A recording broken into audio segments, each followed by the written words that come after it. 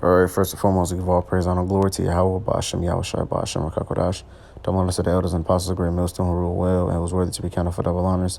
And peace and salutation to you, brothers out there pushing the truth wholeheartedly and sincerely and for love of the gospel. All right, it's your brother Gabaria from the Indiana camp. Come back at you again, one other sit down to basically talk about we cannot establish the law of the Lord over here in America. All right, and basically by the meaning of that title is basically the things that we do about, follow, it is, we do have to follow the statutes, laws, and commandments to the best of our ability.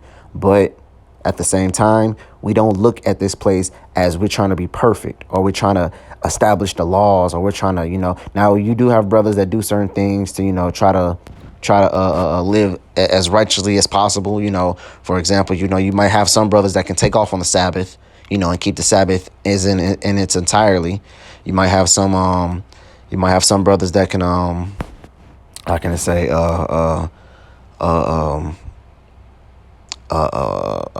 that might be financially stable, where when a woman gets on, their menstrual cycle, that they can go stay in that house until she gets off of it, or, you might have some brothers that can do certain things that's permitted in the scriptures, but basically that's not, it's impossible to keep the law 100% and keep the statutes, laws, and commandments 100% while we're in America. First and foremost, because Esau's in rule. All right. He's in power. So right now, the statutes, laws, and commandments is not going to be kept in its entirety. All right. Then we only can do the best that we possibly can, So if a brother's get on you, be like, oh, brother, you got to do this. Oh, brother, you got to do that. If it's not in your power, then there's nothing you really can do. For example, having sex on the Sabbath is completely going off, but that's something that's in your power to do. All right. You can't just be like, oh, well, brother, I can't go out without sex. That like, no, bro. You can do not eating pork, eating shrimp, eating shellfish, and eating them cloisters and whatever. That's in your power to do. All right. You don't have to eat that thing. There's other things that you can go out to eat. You can eat bass. You can eat trout, rainbow trout. Salmon? Tuna. All these fish has fins and scales that you can eat. And not even That's just fish. You have other type of meats that you can eat, like a lamb. You have beef. You have turkey. Chicken. You have just those to name a few. But basically, but as far as being in the mind state of trying to live 100% right, it's a failed mission. All right, you're setting yourself up for failure if you're trying to live 100% right. All right, because you're always going to fall short, just like Paul said. I want to do right, but what no, it's like I meant to say we all fall short of the glory, man. So it's impossible for us to keep it 100%. Like, for example, the reason why I came up with this video, because I was taking my son to school, and my son basically, I've been having my son for all his life. He's finna be 6 next month, and me and his mother separated back in 2017. So what is it, 17, 18, 19, 20, 20. So we've been separated for about 4 years now, and so I've had him all his life, even when we were together, all the way until now. And basically, I've been trying to raise him, teach him the ways of the way of the scriptures to the best of my ability. Now, I don't sit there and say, hey, oh yeah, you got to read the Hebrew and you got to know about time. Hey, no, I don't. I mean, I'd be, how can I say, realistic. He doesn't go to camp with me or another. He goes to Bible study sometimes, but he just goes to play with the other brothers' children. But I don't require him to know the scriptures and everything like that, but I do quiz him on certain things. What's the Lord's name? Say shalom when you see it. I do get him on certain things. Now, recently he's asked, why don't I celebrate Christmas? Or matter of fact, exactly what he said was he wants to be Carnage for Halloween. And I told him, you can't, I told him we don't celebrate Halloween. I don't know where you got that from. Well, he got that from his mother. He's probably got that from his mother, her family members, and other of my family members. Told him about Halloween and all that stuff. And plus, the TV that he's watching is gonna, mention it because it is coming up. So, and then by us going into stores, you see, so it's all the way around him. So it's gonna ask him, oh, what Halloween? And then I was actually getting mad because I'm sitting here trying to teach him the right way, but yet he's getting influenced by all these other means, And it's kind of like basically just like it's kind of not contradicting, but it's kind of like going against what I'm saying. Now, at the end of the day, as long as he's with me, he's never going to celebrate it. If I told him, if you want, if he's celebrating that, you can go with your mother with that. But at the end of the day, I had to calm down and think like, well, I can't really, how can I say, I can't really instill that into him in a society that we live in. It's basically like you're trying to keep a flame up underwater. Eventually water's going to seep in and get to that flame, So you can try to raise your children as much as possible. You can try to raise your children as good as possible. Even the woman that I'm with now tries to influence Halloween and Christmas on it, saying you can't control his life because what if he wants to celebrate that? What if he wants to do that? He's missing out on a great opportunity in life. And I told her, and I gave her an example. I was like, okay, so let's say your son wants to celebrate Satan's Day. Let's just call it Satan's Day. And everybody in the world celebrates it. He want to worship Satan, and he wasn't. Would you let your child celebrate it? And in the same breath, she's like, hell no. She says, I'll tell him you're not celebrating. And basically everything she told him is basically everything I said to her about Christmas and Halloween and all these other holidays. And I was like, and that's why. And then she was like, but Christmas is all this and this. And I was like, I was like, no. And I told her, like, no, you may think Christmas is this, you may think Halloween is this, but really all these holidays goes back to wicked pagan gods. All right. You may want to think that because they put a cloak over your eyes and made you think, and you basically. And then I asked her, I was like, why do you celebrate Halloween? Why do you celebrate Christmas? And then she couldn't give me an answer. She literally could not give me an answer. She's like, oh, I do it for the children. Then I hit her with logic. I'm like, okay, well, why give your children 4, 5 to 10 gifts on one day where you can just give them, when you just give them a gift every so couple weeks if they do something good, or every so couple months or whatever. I was like, just because we don't celebrate Halloween or we just don't celebrate Christmas doesn't mean I don't buy my children candy, or I don't buy my children gifts. My boy, my son has hella toys, man. He has hella games and stuff like that, So it doesn't mean, they're looking at it like, oh, you don't buy him nothing, you don't celebrate. I was like, oh, just because we don't celebrate it doesn't mean I don't actually buy him gifts, and I don't buy him. And the number one reason I asked is basically what, it's like I lost my train of thought. Oh, Valentine's Day. They always say, I want this out on Valentine's. I was like, what is that Valentine's Day for? You ask them, they'll say, oh, it's the day you're supposed to love and cherish the people that care about you. I was like, don't you supposed to do that every day? So you telling me that you want all my love and attention and affection on this specific day, but the rest of the days I can just treat you whatever. I don't have to love you or nothing like that. No, you do supposed to do whatever. So what makes this day so special?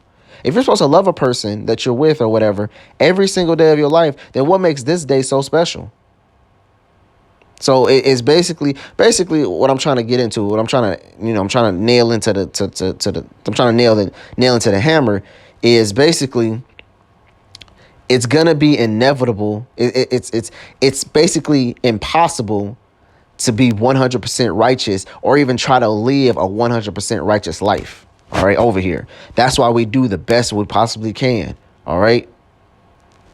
But I mean, I'm basically just using that example because shit, who knows? Maybe my son grows up and do celebrate all that stuff. That doesn't diminish all the things that I've taught him. I told him, because I told him, I was like, listen, if you want to go celebrate all that stuff, you can go with your mother. Because I'm not celebrating, because I told you A, B, and C, D, it means this, it means that. You can go do the research yourself or whatever, but it's going to be impossible, Now, I'm not saying, oh, well, if the kids want to celebrate, I guess you got to celebrate. No, I'm not saying conform, because at the end of the day, they're your children, they do what you say, and that's another thing about these women. Thinking, oh, well, if the child wants to do it, we got to let. No, you're the parent. You're the parent. Your child don't tell you what they want and you just bend to it. Oh, I don't want to eat that. Man, I grew up where if we didn't want to eat something, or if we didn't want to do something, we were not necessarily forced, but basically, listen, if you don't want to eat this, then you going to bed hungry. Without further ado, Salaki, I put on too long, but I wanted to basically give a platform of where I was coming from. This is Psalms chapter 94 and verse 20. It says, shall the throne of iniquity have fellowship with thee, which frame mischief by law? Yeah, man. So, shall the throne of iniquity, basically, who is the throne of iniquity right today, man? Esau. First of all, he's king, over the earth right now, and he frames all of his mischiefs by law, man. You know, for example, what a woman can divorce her husband. If you put a homosexual to death, you get charged with murder. What's some more? Oh, it's not illegal, or it's not basically punishable if a man shaves his beard off, or even a man chops off his rod and becomes a woman. That's permissible in this. Well, that's actually legal in this country. You know? Oh, another one is abortions. Woman can go to the clinic and actually kill the child. You know? So he frames all this mischief and he puts it in his laws, man. You know? So where basically people are forced to follow it. Not necessarily forced, but well, yeah, man, and some of the laws are actually forced, you know? For example, if you put a homosexual to death, which is permitted in the Bible, you go to jail and you get punished for it. All right? So it gives you a two-edged sword. You see a homosexual, the scripture say you supposed to put him to death immediately. But then you have his law saying, no, if you put him to death, I'm going to punish you. So now it's like, well, damn, which one do I, That's where the grace, that's where you can't establish the law 100%. And that's where that comes in at, man. It says, they gather themselves together. This is verse 21. It says they gather themselves together against the soul of the righteous and condemn the innocent blood, man.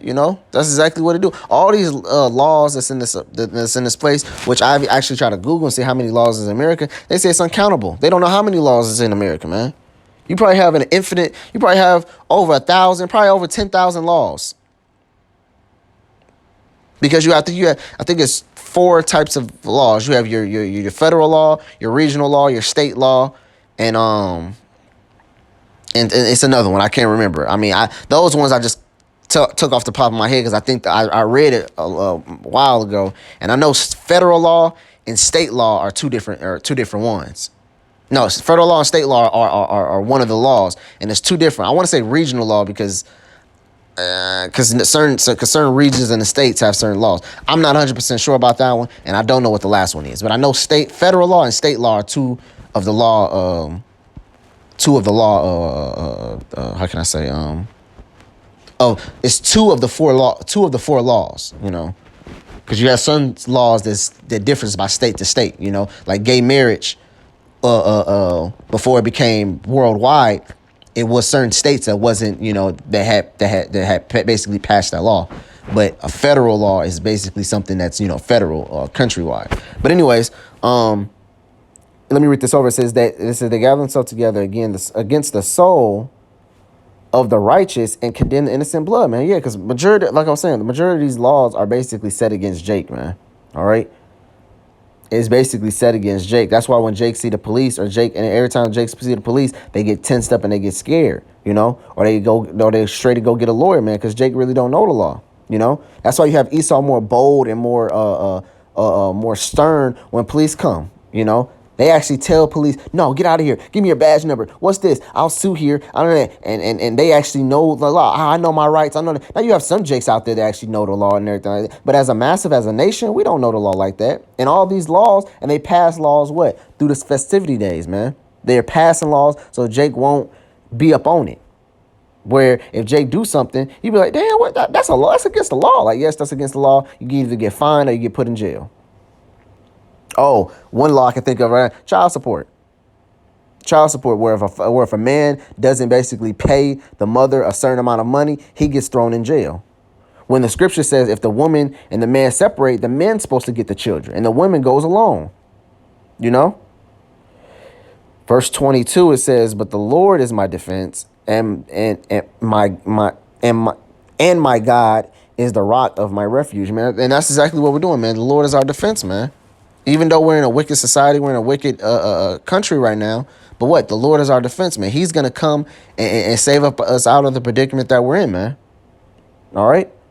And he's also giving us that grace period, and he's also going to give us that A for effort, man. Yeah, he understands that we're not going to be able to keep the law perfectly, but at the same time, we're going to get an A for effort. At least y'all tried. You got some people out here that's not even trying. And not only are they not trying, but they're making an excuse for people that are trying. Oh, God know your heart. God understands what you meant to do. If you got a good heart, then the Lord's gonna accept you. First of all, nobody's good. Even Yahweh Shah said none's good but the Father. You know? So even us trying our very best are not even good. We're just trying. Doesn't mean we're gonna get everything right. Let me get this right quick.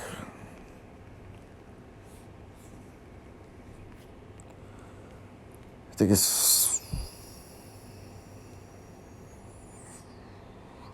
2 Corinthians 6 and verse 14. It says, be not unequally yoked with unbelievers. Here's the point right here. It says, for what fellowship hath righteousness with unrighteousness? It says, and what communion, I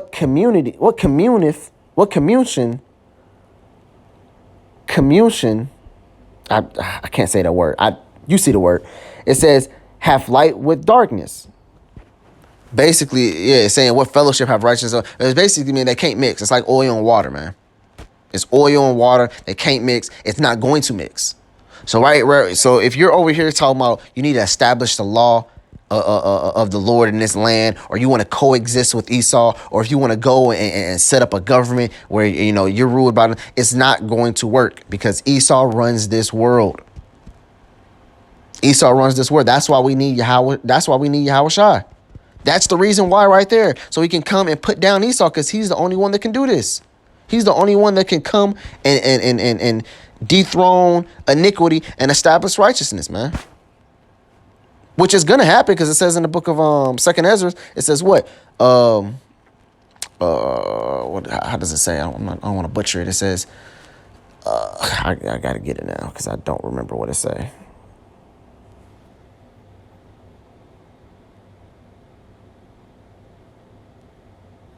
Matter of fact, I think I know where it's at. This one's in the 9th chapter.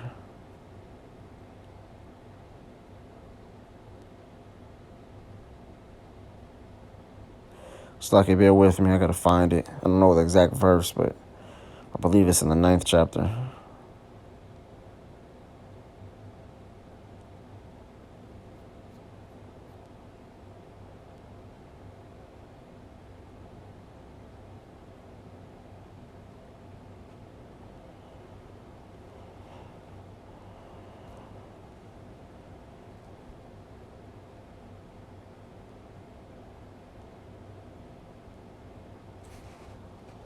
Hold on.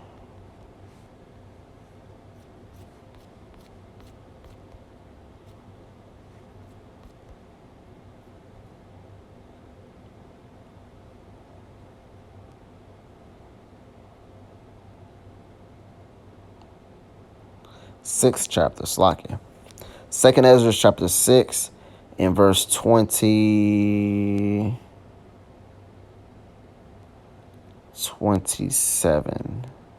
Yeah. 2nd Ezra chapter 6, verse 27. It says, for evil shall be put out and deceit shall be quenched. All right. I thought it said evil shall be quenched. Okay. So evil shall be put out and deceit shall be quenched. And that's what Yahweh Shah is coming to do, man. He's coming to put out that evil and he's coming to quench that deceit, man. It says, as for faith, it shall flourish. Corruption shall be overcome, and truth, which has been so long without fruit, shall be declared, man. And that's what Yahweh Bashem Yahweh Shah is coming to establish. When Yahweh Bashem Yahweh Shah comes, he's also coming to dethrone the wicked, but he's also coming to establish righteousness. All right. And the truth that's been so long without fruit is basically what this world has been so long that it's dwelled in righteousness. All right, because it's been over 1,000 years. It's been dwelled in nothing but iniquity, man. All right. Now it's time for truth to be established. Now it's time for truth to be declared on the earth, man. Where truth is going to be the law of the land, not deceit. But right now, yes, it's our job to live to the scriptures as best of our ability. But it's not our job to basically what's it say? What I'm trying to say? It's not our job to to declare truth into the world. Basically, we're gonna come against Esau, take him down, and then establish truth. That's Yahweh Shai's job. He's gonna come, dethrone these Edomites, and then establish righteousness. You know. But it is our job to basically be that light on the world, because right now the world is in darkness. So people are going to look at it like, why do y'all live like this? Because it says in the Bible to live like this. This is the right way to live. So we're here to spark it, but we're not here to do the job. You know, you might have, basically, if you come to do your job without the line worker, without the line lead, you can't really do nothing, but you can do things to prepare for the line lead. You can set things up, get boxes ready, get everything in order, make sure everything is straight. So when a line lead comes, y'all can just go. Everything can be in a smooth process. Everything is already being prepared. Okay. There's one more scripture I wanted to get. Where's it? 34. Is it 34? It might be 32.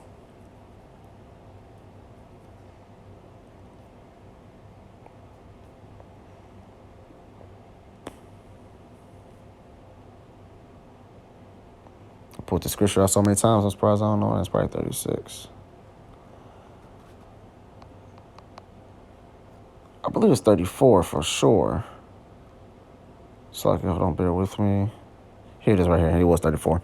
This is Sirach 34 and verse 4. It says, of an unclean thing, what can be cleansed? And from that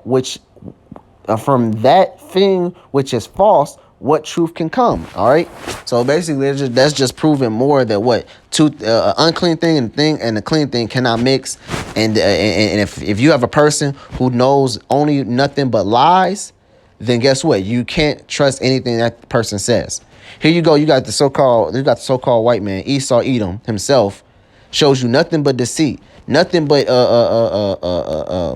nothing but wrong. He does you completely dirty, but yet you remain your trust still in him by taking his V. And by still trusting this man, thinking he's for your betterment. No, he's for your destruction. He's trying to kill you, and yet you're still trusting him. That's like these women out here that goes back to their abuser and be like, oh, he can change. It's really my fault. I'm the way he's acting like this. I just need to do better this. I need to do better that. When she's really in denial, But, with that, Lord willing, I hope I got my point across. I know I was kind of rambling more, but Lord willing, I hope this video was edifying for you brothers. I want to give all praise, honor, glory to Yahweh, Ba'ashem, Yahushua, Ba'ashem, Kakodash, and double honors to the elders and apostles of Great Millstone. Until next time, Shalom.